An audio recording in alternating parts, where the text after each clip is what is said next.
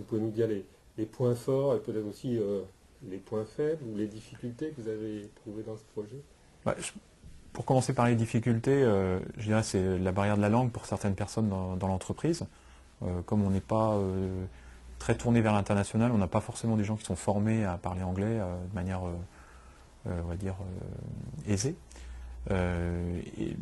Mais je dirais aussi, et c'est un peu lié, on a une très bonne coordination de projet par notre coordinateur de la société Plastic Omnium, et ça permet de compenser, on va dire, les difficultés de gérer des difficultés, je dirais, naturelles, de gérer un groupe de 14 intervenants qui, en plus, géographiquement, ne sont pas du tout situés sur des sites proches.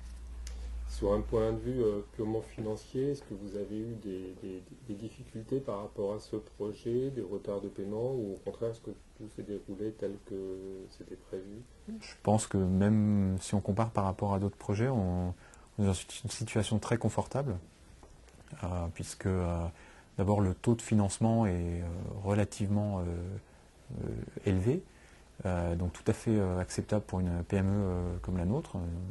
On représente 90 personnes, hein, donc on est quand même une petite structure. Et d'autre part, nous avons touché une partie de notre subvention en tout début de projet, ce qui nous permet en fait de ne pas avoir à faire de la trésorerie sur cette affaire.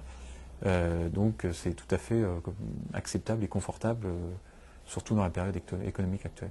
Donc vous êtes toujours plutôt en avance de trésorerie par rapport... Donc on est pour l'instant en avance de trésorerie, on ne le sera pas à la fin puisqu'on a une partie qui nous revient, mais on l'est pour l'instant en avance de trésorerie. C'est vrai que c'est une situation tout à fait confortable.